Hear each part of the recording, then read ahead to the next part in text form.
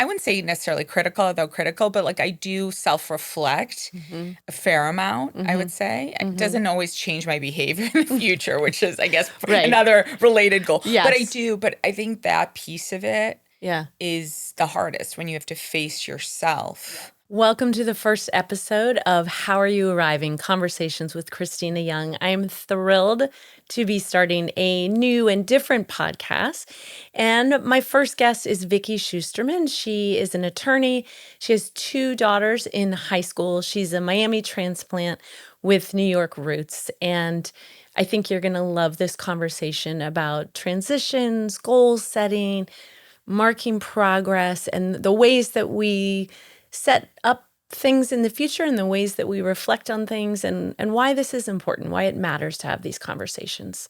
Enjoy. Welcome to How Are You Arriving? Conversations with Cristina Young. After 13 years of leading weekly parenting groups, I'm bringing my favorite question to the mic. How are you arriving? These honest conversations go beyond small talk into family dynamics, parenting, wellness, tough decisions, aging, and what it means to live authentically. If you're craving real talk with heart, you're in the right place. Welcome to How Are You Arriving? I am delighted to have Vicky Shusterman with us today. And Vicky, you're my very first guest on this new iteration of my podcast. So welcome. Thank you. I'm so happy to be here and honored to be here. Oh, That well, you thought of me. I'm so glad that you wanted to come back. Vicky is the mother of 2 high school students. So I feel like this particular episode is going to be very relevant to you. The name of today's episode number 1, is Looking Back and Leaping Ahead, Lessons Learned, Momentum Gained. It's a mouthful. It is a mouthful. It's a mouthful.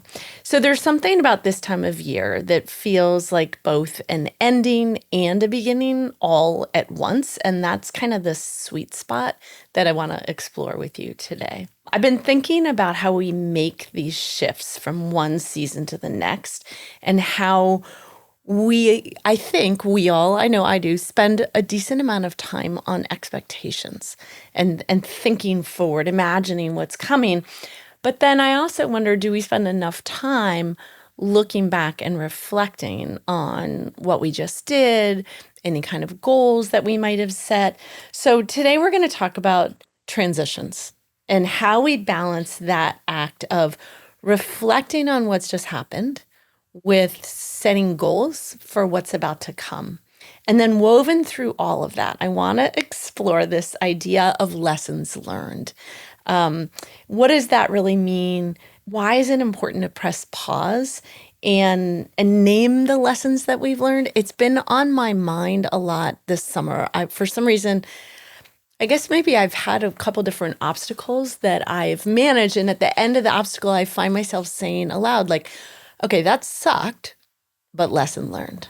And then all of a sudden, the whole sucking part is over and the value of it is really important. And I've been savoring the value. So we're gonna get into that. So as August winds down, Yes. how are you arriving? Full of gratitude. Oh, how nice to hear that. And this you don't know, but unfortunately, my friend was one of the victims of the shooting in New York. Oh no. And The Park Avenue. yeah, Oh, the I'm black. sorry. Yeah, I don't mean to like That's, drop, but which person was? Wes LaPatner, the woman, the Blackstone executive. Oh my God, So Vicky, that's awful. I'm sorry. it was. That's I awful. like even saying it out loud Devastating. is devastating. Devastating. And all the things that you talked about is like a lot of people talk about gratitude and that like grounds you, and I paid lip service to that. I was like, yeah, aspirationally someday I'll have a journal and I'll Yeah. wake up in the morning or go to bed. And it's not that I'm not grateful, Yeah. but even before that happened and just reflecting on the summer, and I've done a lot of reflection, it's just real gratitude for the sun shining and seeing it and my kids and their experiences this summer. Can you tell us how you knew Wes? Yes. I actually, my husband used to work with her. Okay. We're both women in real estate. So Yes. I knew her professionally. We were her Wow. buddy family for her daughter in school. I know her, like I know her. It was really, My heart was so broken for her daughter when I saw the daughter the speak at the funeral funeral. was, Were you in attendance yeah, at the? it was the whole Oh thing. And I God. don't want to, I want to recognize her life and put it Yeah. out there because she was a person who lived fully. And so reflecting on that, And it's honoring that. honoring that and Yeah. trying to carry it forward is really something I'm super focused on. What's come to mind as you think about ways that you can honor her? Well, the gratitude piece of it, Yeah. certainly. Huge. She was a big philanthropist. Yes. And that is something I haven't figured out in what way, in a meaningful way, like what's meaningful to me that has an impact. But Yeah. I'm going to do, I mean, there's a lot of things like given her position and the people she knew, and she was a New Yeah. Yorker, and they're, Yale, like Horseman, all these Yeah. organizations where there's a tremendous network. Yeah. So I haven't figured it out in a personal way Well, you're probably versus still experiencing the impact of tremendous the tragedy. impact. And I think, I was at her funeral and I knew this about her. And this is where the reflection part comes to me to come bring it back to what we were talking about. Yeah. That, she made time for the things that were most important to her, notwithstanding the demands on her schedule and travel and all these She other must have been things. a really busy woman. Very busy. Yeah. A lot of international flights, a lot of things. Yeah. But I know the impact she had on her family because that was something that was super, not just her children, her husband, her parents, her brother. So for me, I mean, I hate to say that it was a wake-up call, but in some ways it was a wake-up call. I mean, but I imagine if she were listening, she'd be like, damn right, girl. Damn right. Let's Like take all it this as other I stuff mean, is yeah. great and important and a big part. I mean, you and I have talked about my career and the importance of that. But this is a very, very Bigger. interesting nudge in the direction that you were already heading in terms of let me make sure my priorities are right. Yeah. Identify them and cut out the noise and focus. So I'm coming with a lot of gratitude. I love it. I'm so happy to hear that. And this sounds like one of those things you're going to return to over and over again. I mean, and you'll make new meaning of it as each month passes, as each year passes. Yeah. It'll impact you in different ways. Yeah. But thank you for sharing it. That was a very rough day for so many people for so many reasons. Personally, when I heard that news, I immediately went on our family thread and asked all three children, give me your location. Yeah. Like, I mean, my building where I work in New York is behind that building, like on the other side. This was Park, we're on Lexington. So the stories are the story of the woman who was a housekeeper or official office cleaner for 40 years, something. Yeah. Yeah. And she had the courage to name herself as such. Yeah.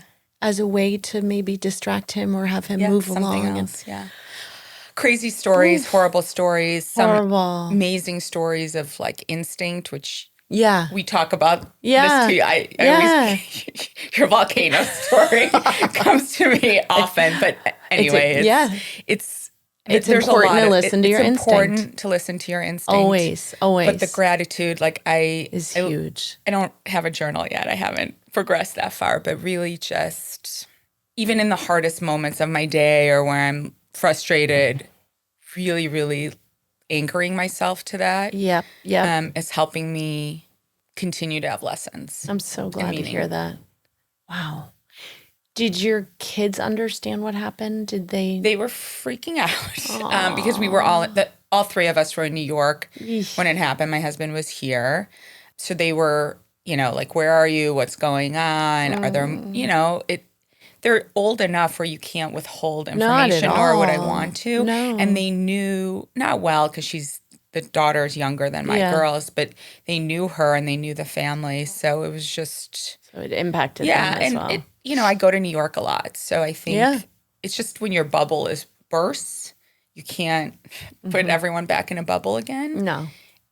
So that part's hard. But I think we talk about it. Yeah. I mean, sadly, and we'll talk about other things, but there's a lot, they do drills in school. It's not, these are things that are very commonplace for them. Yeah. That they're almost, not that they're not shocked by it, but they they're seem more prepared actually than. I'm sure. I mean, unfortunately, I think all of our kids are very well versed in the shooter drills and hearing about, and there have been a lot of bad incidents this summer. A lot of bad incidents this summer. So I hope cooler temperature, let's hope tempers and. Let me just bring it back to expectations for a second, because obviously when we were all turning the calendar, let's say, to May and June, what kind of expectations did you set for the summer? And is that something you're in the habit of doing? I don't know if I have like summer versus fall versus spring expectations. I have goals. Yeah. I try with my kids to sit down and talk about. It used to be like, what are my goals for them? But I've learned through my experience, staying in my lane. Like I can quote you all the things, the valuable lessons. Right. So we're not there yet, or we're not there anymore, I should say. No. So we do talk about goals. I think for both of them, they had some overlap this summer, some separateness, which was really good. Mm-hmm. And they really enjoyed each of their experiences, which I'm grateful, really, really grateful for because, you're only as happy as your least happiest child. Which is such an unfortunate saying, and I don't want that to be true, but it's always hard. true. It's so hard not for to myself and for every other mother I've ever spoken to. It's so hard. Like I wish I could just say like, oh, we'll all be fine. But for the fall, we're going to set expectations. We're trying to, even though I have teenagers, we're trying to ground rules on phone usage at night. And they seem to be buying. I mean, we'll see. Tomorrow's day one, so we'll see how the detox goes. Do you want to hear something funny that I just read somewhere? There is a whole community, I don't remember what state it was in, but the entire neighborhood agreed on getting landlines put in. Isn't that incredible? That would be amazing. And so the rules are like, talk all you want, honey. It's just a landline. In the kitchen. In the kitchen. Fine, maybe there's one in your bedroom, but you can't do anything else on a landline but talk. Yeah. Do you have call waiting? Do you get call waiting? Exactly. That was the best day ever, I think, of my teenage years, call waiting. The best. I just thought that was like That's amazing. A brilliant. It's a Band-Aid solution, but it does buy you a little bit of time. Yeah. If you're in the shoes where you don't even have a phone for your teenager yet. Yeah. Like, let's put a landline in. That'd be so great. Right? Yeah, we're way past that, unfortunately. Way past. But we're going to try like 10:30. I'm going to take the phones. Okay. We're going to use the alarm clock to wake up. Amen. We're going to really, really it's try. Always the best thing. Yep. So we're going to go that route. We're going to see how it goes. Okay. I'm sure I'll cave at some point. And right now you have buy-in from the girls. Both of them, yeah. Okay, want to prioritize this? Yeah, I think sleep. They both have very intense. I mean, I have a daughter who's going to be a junior. It's a very she knows what she's up against. Demanding year on her time, and she has goals for herself that she has set academically and otherwise. Yeah. And so let me blame ask the you, mom. That's what I said. I'm like, blame the mom. Oh my gosh, it's always the best. Throw the mom under the bus. Always for everything. For everything. Let me ask you a question. When I'm hearing you talk about goals, whether they're your goals or the girls' goals, do you have anything set in place to measure and document progress toward goals? So let me pause and bring you back, whatever it is, 8 months to, remember our New Year's resolutions? I do. Remember those things? I do. And how by February, no one is speaking of them. And to bring up the term New Year's resolutions in August is just absurd and ridiculous. Yeah. But I was thinking about what happens to our New Year's resolutions? There's so much excitement, but if you don't have anything in place to track and document progress, they go right out the window. Yeah, unfortunately. Do you?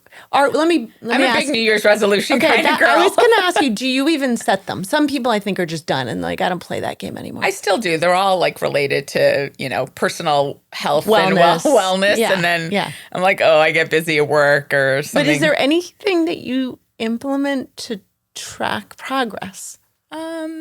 I mean, there are external markers, and certainly for them when it comes to school, there are Yes. external markers, so it's handled for us. Yeah.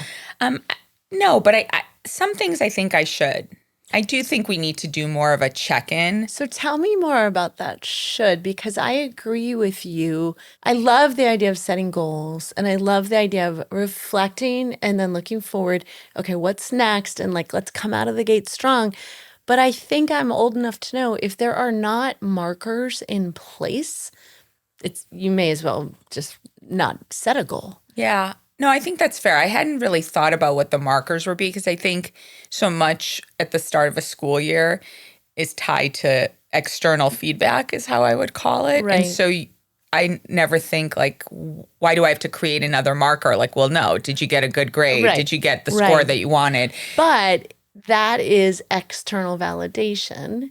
And I'm wondering if we're wanting, I mean, we've talked about this certainly in the parenting group about internal versus external motivation, right? And validation. But it'd be really interesting to ask your girls if, in addition to those grades and you get an A on this essay and all that, wonder what you could set up for yourself internally that would have you know you are making strides towards a goal. I wonder what they would say. Yeah, I'll ask them. I'll ask them. Yeah. They also, I think, given their ages and the changes in their life and both the expectations, independence that they're gaining. I have a driver now. Yes. Not yet a car, but she's a driver. She's a driver. Yeah. That's exciting. It's exciting. I do think that it's a worthy conversation to have with them because when school ends, when your academic career ends, yes, it might be helpful. Like as you're saying it, I think to myself, like, what are my everything's your an own markers, and it's all external, right? Everything, right. And I have that Yeah. feedback to certain, not in the same way academically, but because I have a job that lends itself to external markers, I don't say like, oh, am I really on track towards my goal? I know someone who creates every New Year's a vision board. Wow. That is my response as well. Okay. Wow. It's very 1980s, like cutting out magazines. Yeah. And when she tells me about it every year, I'm always like, I can't believe you actually do that. I like the idea of talking about it, but I've never, not since the 80s, like, with the glue gun? Yes, and like craft scissors and a poster board. But the only reason I bring it up, it actually weirdly could be fun for the three of you to do. Like go to Michael's, get the goods on a rainy afternoon, obviously before school starts, and make the reason a vision board is good is it's tangible. It's a tangible reminder of what you aspire to. And so if you put it in your kitchen or in your bedroom or on the, hanging up somewhere, you have to walk by it. And then you see the little cutout or the little whatever of, I don't know what it is, cooking classes. And every day you're like, damn, I still haven't taken a cooking class. I like that. No, self-accountability, I think, is super important. It's huge. And it's the hardest thing to face because you're. Well, let me ask you on the self-accountability at work. Do you have a boss who sits down with you on a regular basis, maybe quarterly, and reviews goals, progress, anything like that with you aloud? No, because the construct is not, like, it doesn't feed itself to or lend itself to what I do in a law firm. But I should be doing it now that you say that, I really should be doing that. As the leader of my team, I should be doing that. Well, this is interesting. It's interesting to look up and look down. Yeah. So why don't we start with this, Vicky? Could you define exactly what your position is in your firm?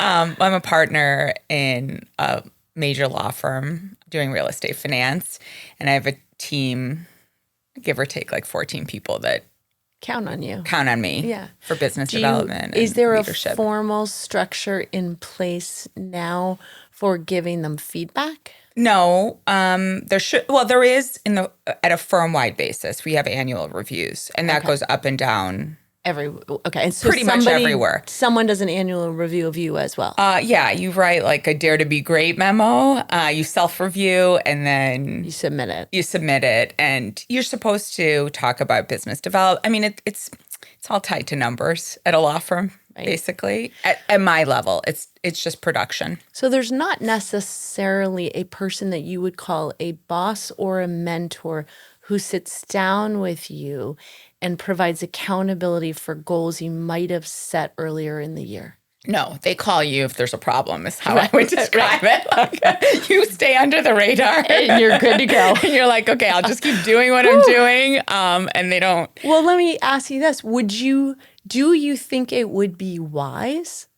for you as a human who's still growing and aspiring to be the best version of yourself?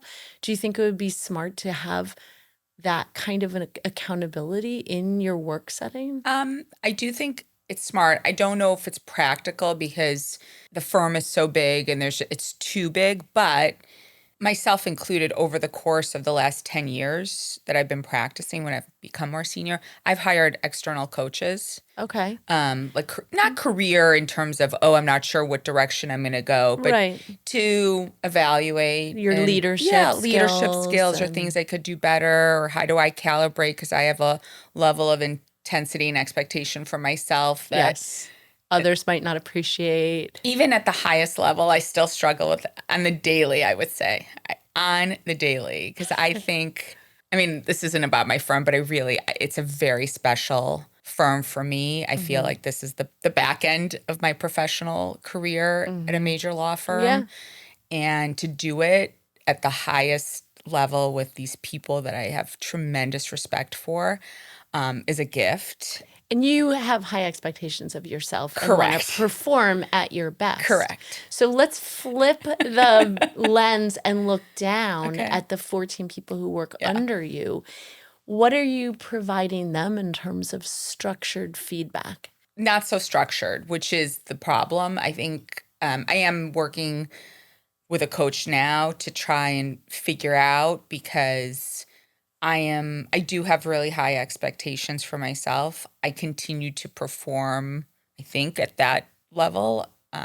Sometimes I want to even do better than that, but there's not enough time in the day. Yeah. And so my feedback is like in the moment versus reflective. And that's not always productive. And I know that. And that's something like when we talk about fall goals, that's a real goal for me. Yeah. Professionally, but also with my kids. Because and you and I have talked about this too, where I should pause, come out of the room, gather myself, and not just react in that moment, because it's usually, sometimes it may be the right, like I would say the same thing, but much more than it's not, or I would have said it differently, or I Right. would say it in a way that was like less angry. The power's in the pause, Vicky. I got to put that in my... You have permission to pause.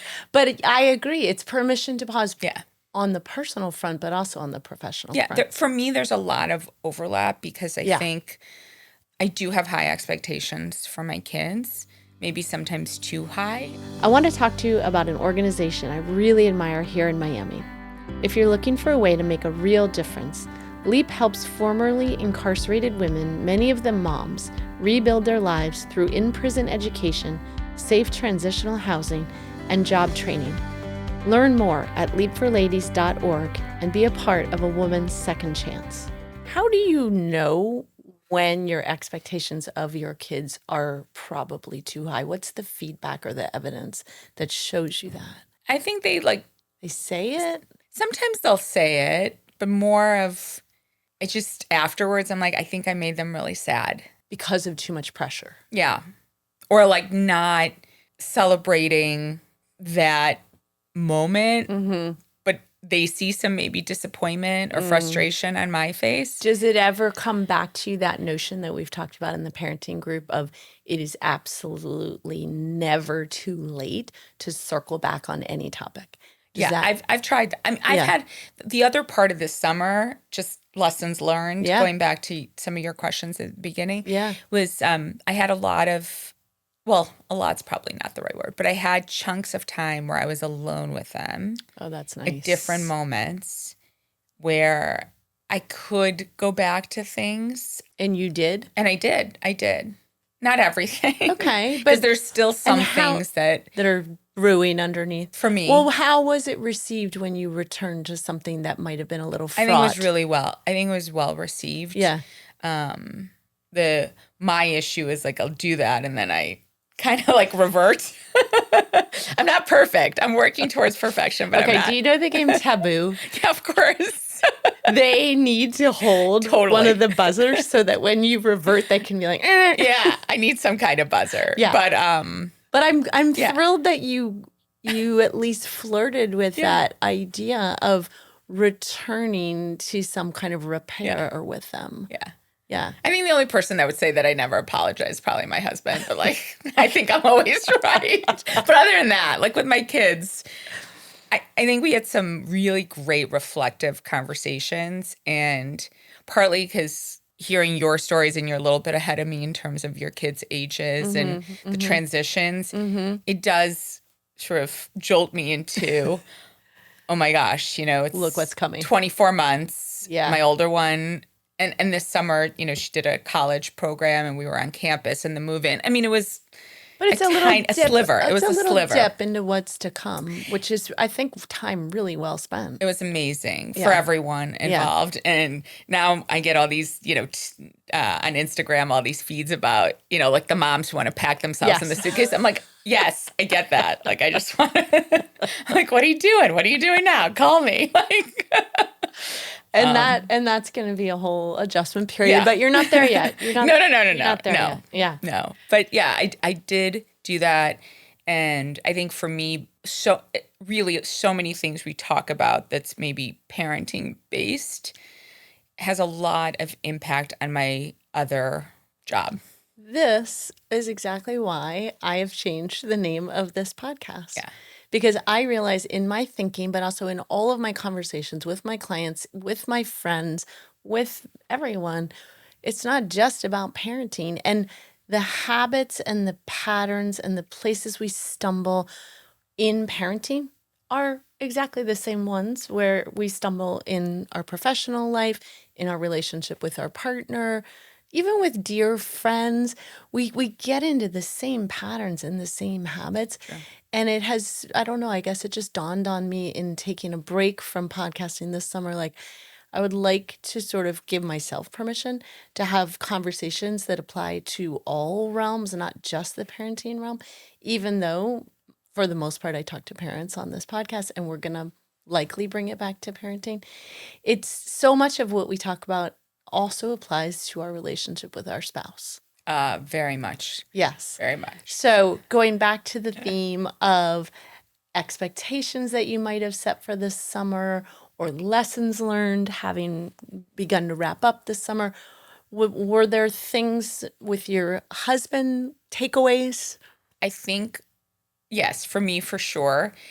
I did get a glimpse into like being empty nesters and what does that look like and how do you... Did you give it a thumbs up or thumbs down overall? Mid. It's a mid. It's a mid. I think I'm not ready for that. Yeah, and you have time. I do have time, but I also think that, and my husband and I have talked about it, which is, I guess, the first step. What do we enjoy doing together? What do we enjoy doing separately? How, not the like day to day, what is it going to look like, but just, he sees it as freedom and I'm like freaking out. I think that is a theme that I see in many, many parents that I work with. And then also that it can flip-flop depending on... Yeah, it's over and every time I see a baby, I'm like, oh, wouldn't that be great? And then I smack myself. I'm like, no. Just for a minute until they cry and like wake up at 2:00 in the morning. But I do want to be, it's in my nature to, because I worry so much, I want to be prepared or at least have options. And it's good because it forces my husband and I to talk about those things. Because to your point, we do, I don't want to say live separate lives, but we have very separate interests, different lists of responsibilities. Yeah. holidays. Yeah. And it is important to invest in that piece of it, both for myself and for us. I think the other, just to bring it back to the goal setting again, we seem to take turns still wanting to parent or give advice or give feedback where it is absolutely not wanted. And I think it's an important part of where we are and where you will be very soon, of reminding each other, like, zip it. And my husband says to me a lot, your parenting days are over, which is like really harsh to hear. But I know that for the most part, he's right. Of course, my kids will come to me on their own looking for an advice or an opinion or something. But for the most part, I still have the instinct to give advice or give a suggestion. And it's a very active goal of mine, especially as we set goals for the new year, the fall and like new school year, like, unless you're asked, zip it. Yeah, it's interesting because I'm fortunate to have my parents still alive and like Yes. physically and mentally great, poo poo, as they say. Yeah. And that dynamic, like my mother still Still wants wants to give you her and 2 cents. does give Yeah. her 2 cents. And so talk about lessons learned. Like I have a Yeah. really great relationship with my parents. I really value it. And I'm an only child, so it's even more intense, I Yeah. think, because it's all centered on me you. and my Yeah. family, which is good and bad. Mm-hmm. But I think, like, really, Mom? Like, I Did you got have this to far. say that? I Like, know. really? I actually did say it aloud to my son the other day, what I think I say to you all in the group all the time. I said the thing, do you want any advice or do you want me just to bear witness to what you're saying? And he was very clear. It was the latter. Like, no Just wanted advice. me, no advice. Just wanted me to listen. And I was like, okay, I got you. Masking tape, duct tape. I do put mute on at work, so maybe I need to work on that too. I know. I had all these goals. Now I feel like the list is getting longer. It's getting longer. Well, that was the point of there's the a theme. conversation today. So let's think about beginning to wrap up sort Okay. of lessons learned. And if you look at everything we've talked about, what are some of the patterns that you notice in how you set goals, how you arrive at intentions? Is there anything through this conversation that's emerged for you? I think I'm much more externally focused than I should be at this stage in my life. Than I'd like to be. I shouldn't say should. Yeah. That I'd like to be. Yeah. I would very much like to set goals that are not purely tied to external markers. And that's maybe the biggest goal of all. Yep. Is deciding what's most important, focusing on that, and not expecting like the outside world to tell me I'm doing X correctly or my kids are achievers, or that's probably the hardest, and I'll probably work on that forever. But that for me, I think it's the hardest for everyone. that's the hardest. It makes me think about that quote that I know I'm going to botch up, but that idea of like character is what you do when no one's watching. Yeah. It makes me think about when you're alone and you've set a goal and it's that, let's pretend it's a workout goal. Right. And it's that time of day of like, oh, it's 10 a.m. on Saturday. I said I was going to lift my weights at 10 a.m. Saturday. And it's that moment of like, well, no one's watching and no one would know if I did or did not. Right. But it's then having the conversation with yourself of like, what kind of commitment did I make to myself? Yeah. And how do I regard myself now? And how would I regard myself at the end of the day when I reflect back and if I had to say, oh, I completely blew that off. You know? Yeah, and face that consequence with yourself too. Like face yourself. Yeah. Because I do think like I am, I think, pretty, I wouldn't say necessarily critical, although critical, but like I do self-reflect a fair amount, I would say. It doesn't always change my behavior in the future, which is, I guess, another related goal. Yes. But I do, but I think that piece of it is the hardest when you have to face yourself. Yep. But a part of me is kind of excited about it because I do think it's inspiring to evolve. And I'm much more open to it. I think I would, when I was younger, like maybe even 2 weeks ago. So much younger. Right, so much younger. But no, it's so easy to say, I don't have time Yeah. and use that as an Yeah. excuse and Yeah. say, I have to do this. I have to go to the grocery store. I have to do all these things. And that's where, when I think about accountability and really focused on internal motivation, goal setting, Yeah. that's really what I'm focused So on. So we'll have to check in. We'll have to check in, but I want to go back to how we opened with the conversation about your friend who's gone and that tragedy. And I think it's incredibly important to notice where we feel motivation. Yeah. And it sounds like that was hugely impactful to you. And I have to imagine that if she knew that her death is motivating you on certain fronts where you might have needed motivation, I have to imagine she'd be like jumping up and down with joy, right? She was very the amount. I said to someone that at the funeral was a really powerful. A lot of people spoke. Her husband, her father, but friends. And you walk away, and it's so heartbreaking. She was very young, 43 years old, like at the prime of her life. Yeah. But it was heartwarming also and inspiring because it was a life well lived. Yes. Short, but very meaningful. Like she had such impact, was such a connector. Like I hope she knew what an impact she had because, and that part of it is inspiring because you can't help but think like, maybe it's morbid, but like, what would people say? Yeah. And you want, whether it's your kids or your spouse or your family or your friends, that you've impacted them, of course, in a way that inspires them.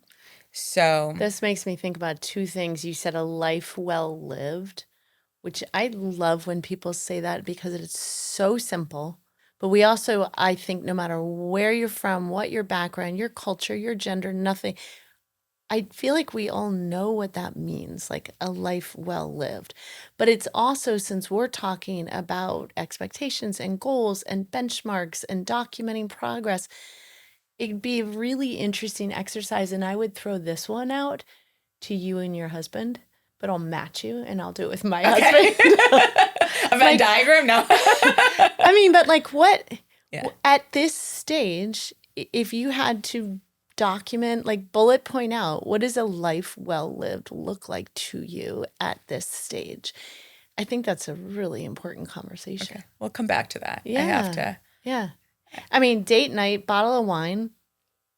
Guess what, honey? We're going to document what is a life well lived. I have a homework assignment. I'm really good at homework. I'm really good at homework. I do. I think that would be really meaningful. And the second thing that strikes me, I saw a little bit of the funeral on the news, but hearing your poignant portrayal of it, it reminds me of the times where I have been able to say to someone's face long before their funeral, here's the way that you've impacted my life. Here's what I learned from you. Here's why you matter to me. Like, those are such important conversations. And it's risky living because we're not so much in the habit of talking like that to each other. But you have an opportunity right now that is really unique, in that in every relationship in your life where you actually have real conversation, you can say, hey, did I tell you that I attended my friend's funeral this summer and it really moved me? And I have something on my mind, and here's what I want to say to you. Do you know that this is why you matter to me? This is what you've taught me. And I mean, it's a connecting the dots, but I'm thinking again about ways to honor her. And I have to imagine, again, I didn't know her, but I have to imagine if a whole slew of people started doing that because she passed, she'd be like, yeah. Yeah. What, that butterfly effect or whatever. Yeah. I don't know. But I think it's true. Yeah. I do think that's really, I like that. That opening to be able to say to someone. There's a reason why. Because that takes care of the awkwardness. Yeah. Of like, we're such weirdos as humans that we can't just say what we want to say to each other. Yeah. But that kind of gives you an easy transition in. Of that. I'm always learning when I'm with you. I'm always learning. Me too. I like that. Thank you. So, what do you think is one, if you had to boil it all the way down, Okay. one lesson you're taking with you from this conversation today about transitions and lessons learned and leaping forward? What's a takeaway for Um, you? I think the takeaway for me is it's you got to, lean into the transition because it's happening whether you want it or not, Yeah. and to try and have a check-in, especially on a forward-looking basis. But part of Yes. that check-in is also reflecting on, okay, this was my goal. Maybe I achieved it. Maybe I didn't. Maybe I'm a third of the way there, whatever it is. But if you just say the goal and never check in again, then we're in February and the resolution is off to the side and Yeah, you're, which is just lame. Like, we're better than that. yeah, I think for me, I really, and this conversation just emphasized it more. It's maybe don't set so many goals. Yeah. Pick one or two or whatever, what's Yeah. most That important to me matter the right most. now, Yep. and really try to achieve them Hmm. versus So I'm going to let's, work out 7 days a week. And right. I mean, that's Not just, yeah, achievable, but not both, realistic. yeah, not realistic. But you know that I like to close the loop on Okay. things. And so what comes to mind, I'll give you an example. You all, when you left the parenting group in May, I had you write letters to the August version of yourself, which I hope arrived I did. I recently. did. I read it. And but I'm always, I actually give Elizabeth Gilbert, the author, credit for Mhm. that sort of habit that I have in my life.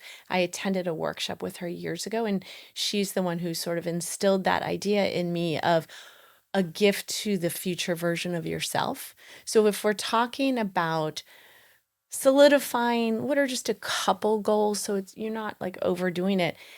I like the idea of putting in your calendar like December 1st, March 1st, May 1st, like just a couple check-ins during the year where it'll say whatever the goal is that you've decided on, like how are you doing with that goal? Signs of progress, evidence of leaps and bounds forward, however you want to say it. But then you open your calendar on that day and you're like, oh, that's right. Oh, I yeah. set that goal. What was that goal again? Right. I've done jack squat on it. Let me Yeah. start doing something on that Yeah. goal. But it's where the phones are incredibly useful, right? We there's so many reasons to bash our phones, but in terms of tracking and documenting and being accountable, the phones are such an easy way to do that. Yeah. I like that. I'm Okay. going to try to, I'm not at the vision board yet, but I really, I, no, I'm, I mean, I used to love that I did too. with my Cosmo. Oh, so much in So glamour. glamour. Oh. And there's the other thing that I'm just still thinking about are those 14 individuals working underneath you, and what an incredible opportunity you have to lead and coach and Yeah. influence and mentor. And it's something I talked to my husband about also of I have this same conversation with him about like in what ways are you supporting the people who work under you? Are you setting goals with them? Are you mentoring them? How's their morale? What kind of feedback opportunities do you provide? And it seems to be somewhat of the same answer I need that to meet your husband one of these yeah. days. So He's been with you for longer, so maybe there's like, you guys can collude yeah, against me. collude. But Yeah. I look at the fact that you have 14 individuals as an opportunity. That's all I see is like Yeah. sunshine and opportunity here of like It's true. how cool that you could, I'm sure you could go to your supervisors at your firm I and can. say, hey, I think this is a missed opportunity. Yeah. Could we arrange something structurally where there might be more feedback, just opportunities for them to grow and reflect? Yeah. It'd be No, cool. I like that. I think that is because when people do remember that, if someone takes interest in them, and that's how maybe that's Yes, the way I have to think about it. That exactly. feedback is taking interest That's in right. someone beyond what they That's right. do for you. Yep. Yeah. Yeah. And there are different levels of seniority, so it's a Of very course. different Of course. interaction. But it's just I sort like of that. it's sort of momentarily thinking about their professional wherewithal and like, you know what? I may or may not even know you 5, 8, 10 years from now professionally, but I care about where you're going professionally. And so for this moment, I'm gonna like kind of hold you in the palm of my hand and be like, let's have a look together. Like where are you headed? What's going well? What's not going well? I don't know. I like think that. I can't imagine anybody working for you wouldn't appreciate that. Yeah. I think that's a really great suggestion. And I'm going to try to formulate my thoughts around that because feedback, there's a piece of it that's just core feedback, but I think the conversation about, well, what are your professional goals or what do you want to achieve? Yeah. Because nowadays most people don't stay Yes. at any company Yes. for Yeah. decades. It's sometimes you have someone for 3, 4, 5 years, sometimes less, but success is maybe 5 years, especially at the more junior level. So if you impact that one, that is a person who then goes on. So And imagine, I love that. That other quote about like, you may not remember exactly what someone said to you, but you'll remember the way they made you feel. Mm-hmm. And it's that idea of like saying to one of your junior people, like, okay, so now you've spoken aloud this goal you have, like, and I wonder how I could help you. And even if there's nothing that comes of it, it's just in that moment, they're like, oh, wait, you actually care about me professionally outside of this firm. You're going to give of yourself in that way. It would be unusual. Yeah.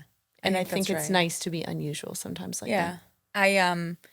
I have to find a way to do it in a meaningful way across the board versus for sure. Just like with children, like you have a preference. You can't single somebody out. No, but I think I have people that on my team that it's just easier. Like I have a more natural connection. And so good feedback, not even bad feedback, but constructive feedback all comes easier with some people. Totally. But I think it's almost more important with the people that you're less connected with. For sure. And it is a way to connect more deeply. Yeah.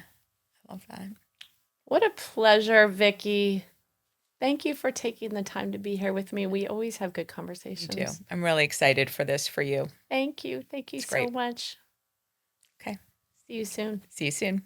Thank you for listening to this episode of How Are You Arriving? Please follow me on Instagram at CMY Therapy. As always, like, follow, and subscribe. See you next time.